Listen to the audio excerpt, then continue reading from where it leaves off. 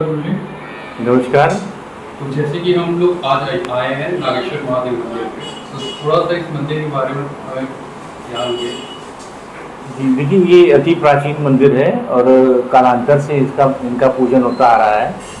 हमारे जो सामने जो आपके नागेश्वर विनायक भगवान हैं, जिनका कि विशेष पूजन होता है और मद्रास, आंध्रा, कर्नाटका वगैरह से जो है तीर्थयात्री आते हैं विशेष दर्शन करने के लिए।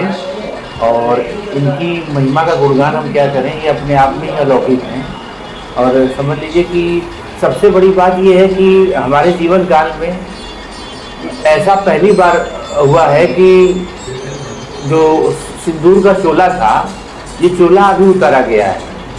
हम समझते हैं कि 100 साल के ऊपर का चोला था ये, और यह जो है अभी प्रत्यक्ष रूप में है। जो ओरिजिनल जो उनका विग्रह था उसी रूप में है भगवान जो है, और अपने आप में ही अलौकिक हैं। और द्वादश ज्योतिर्लिंग में स्वयंभू काशी खंडो तो नागेश्वर भगवान हैं, जो कि यहाँ विराजित हैं अपने आप में। और सबसे बड़ी बात यहाँ पर यह है कि जो है साल में एक बार भगवान का दर्शन जरूर होता है।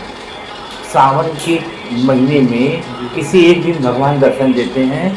और चूँकि हमारा विषय कुंडली हस्तरेखा वास्तु है और काफ़ी समय से हम जो है भगवान का कार्य कराते आ रहे हैं, तो यहाँ मूलतः जो शांति का जो विधान कहा गया है, यह जो है नाग दोष जिनको भी है, जिनकी कुंडली में नाग दोष है, जिनको बोलते हैं पूर्ण काल सर्प योग, आंशिक काल सर्प योग, इनकी निमित्त जो शांति का विधान कहा गया है, मुख्यतः यही कहा गया है। लोग कहते हैं नाकुआ में जाके कराओ, वो अलग विषय है, मगर स्वयं हमारा प्रत्यक्ष का जो अनुभव है, और लगभग 32,000 के ऊपर हमने पूजन कराया है यहाँ पे। और कोई एक व्यक्ति ऐसा नहीं होगा कि जिसने ये ना कहा हो कि गुरुजी जो हमने यहाँ कार्य कराया वो उसमें हमको जो है सफलता नहीं मिली। मेरे पास उनका टाइम और डेट, उनका मोबाइल नंबर तक है, और किसी को मिला दे तो है गुरुजी बस भगवान की कृपा हुई। और सब, और इस मंदिर की महिमा ये है, बता दें आपको, जैसे जिस किसी को भी कालसर्प दोष होता है उनकी औरा क्षीण होती है। जैसे औरा में जो है ग्लो नहीं होता है, आपको देखिए दोष है, बता दें आपको दोष है, आपको आंशिक कालसर्प दोष है। 30 से ज़्यादा नौकरियां बदल चुके हैं, बता दें, सही बोल रहे हैं हम, 30 से ज़्यादा नौकरियां बदल चुके हैं, हम फेस देके केवल बता देते हैं, क्योंकि आपको दोष है। ऊपर जाके फिर नीचे चले आते हैं, ऊपर जाके नीचे चले आते हैं। अकाउंट में बहुत पैसा नहीं है आपके, बता दें, एक महीने से ज़्यादा पैसा टिकता भी नहीं है, ये भी समझ लीजिए। सही बोल रहे हैं, पहली बार आप हमसे मिले हैं, हम आपका फेस देख के बता रहे हैं, क्योंकि चूँकि बाबा का इतना कृपा हो गई है कि इतने सालों से करते आ रहे हैं, तो अपने आप में ही। और यहाँ संकल्प कराने मात्र से ही, यह सज्जन यहाँ बैठे हैं, या आपकी माता जी हो, भाई हो, उनसे हम पूछेंगे कि जो है देखिए संकल्प के पहले का फ़ोटो ले लीजिए और फिर संकल्प लेने के बाद का फ़ोटो लीजिए, और उसमें आपके माता जी से पूछेंगे, वो बताएंगे कि नहीं इसमें अंतर है कि नहीं है। तो ये प्रत्यक्ष इस मंदिर की महिमा, बाबा की महिमा, ये प्रत्यक्ष हम बता रहे हैं आपको। और उसको कहिएगा तो हम टाइम डेट डाल के लिख के दे देते हैं, ऐसा नहीं है कि नहीं, क्योंकि बाबा की इसी कृपा है। और मुख्यतः विधान यही कहा गया है। और जहाँ पूर्ण जो समाधान होता है शास्त्रीय विधि से, तो तत्काल वो समझ लीजिए कि वो फलित हो जाता है। उसी दिन उसी समय से उस जातक का दूसरे जन्म की शुरुआत हो जाती है। जो अभागापन जो दोष के पहले हुआ है, और पूजन के बाद वो 1 साल के भीतर बहुत तेजी से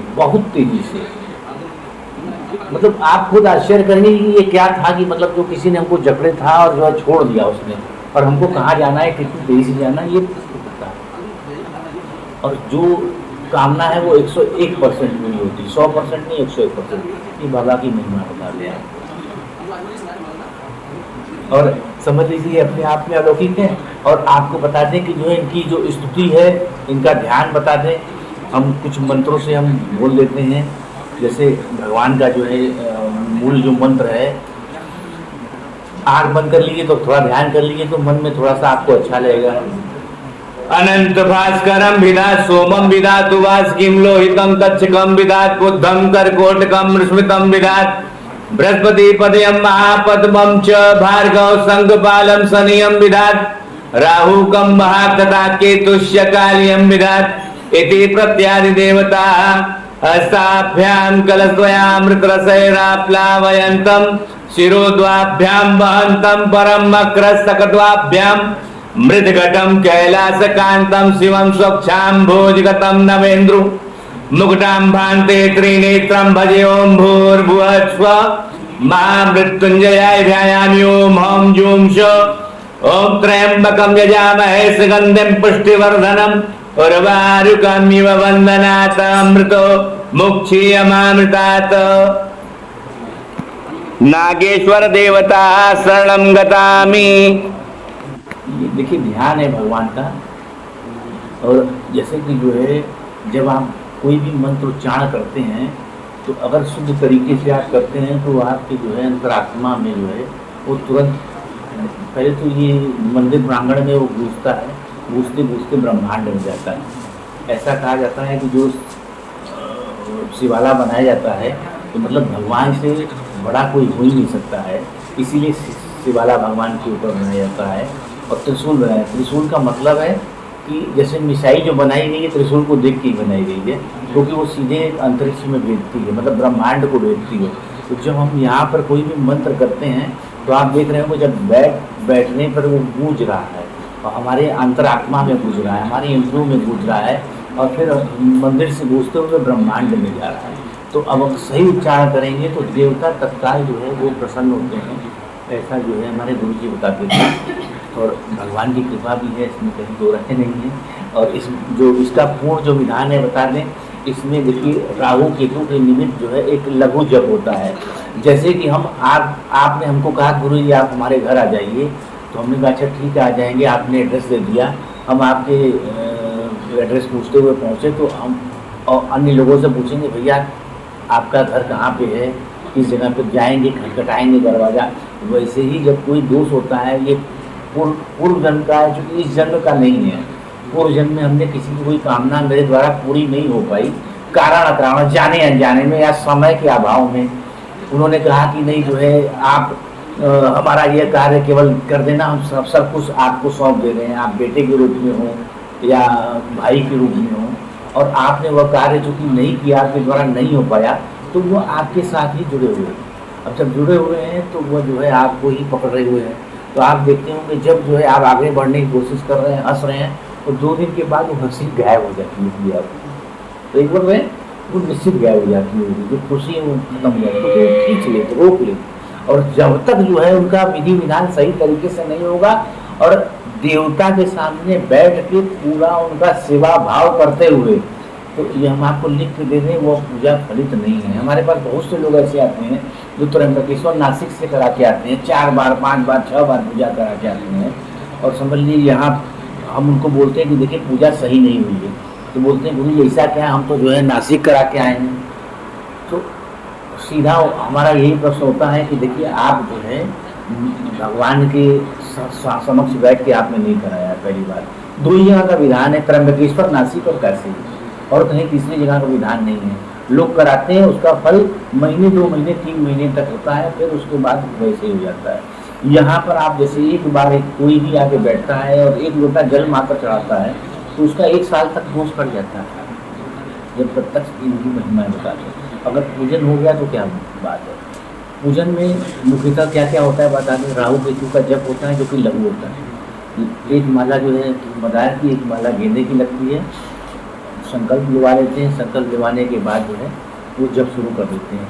जप होने के और पूजा के अंतराल में ही समझ लीजिए कि जो है कोई शुभ समाचार निश्चित मिलता है, जो कि आपने सोचा ना हो कि ऐसा हो सकता है। हो सकता है ऑफिस से कॉल आ जाए, बोले कि ऐसा है कि जो है आपका प्रमोशन जो है रुका हुआ था, वो हो सकता है कि हो जाए आपका।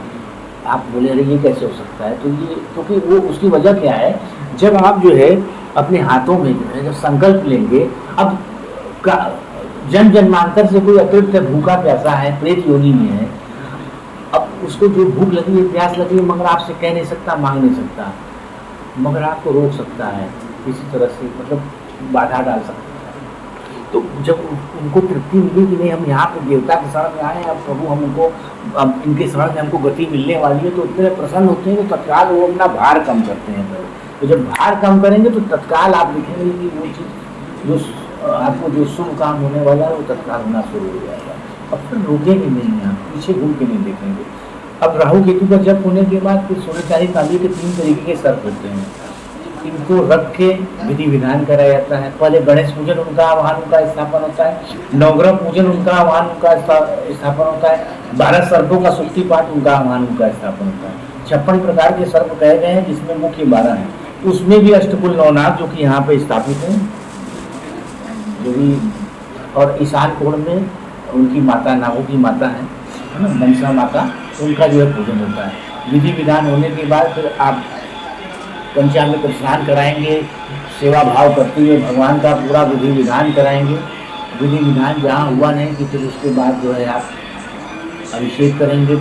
अभिषेक हुआ नहीं कि उसके बाद फिर जो है आप एक महामृत्युंजय हवन करेंगे। भगवान का हवन करने के बाद सोने चांदी के जो सर्प होंगे उनको पान के पत्ते में करके दे देंगे, गंगा जी में ले जाकर उनको प्रोवाइड कर देंगे। वही जो दोष रोपी जो हैं उनको आप उनकी विदाई करेंगे। और तांबे का जो सर्प होता है उनको भगवान के मस्तक पर जो है रख देना। अच्छा, 2 प्रकार के सर्प लगाए जाते हैं। 2 गंगा में प्रवाहित करते हैं, एक जो है भगवान के मस्तक पे रखते हैं, जो कि वहाँ पे हैं।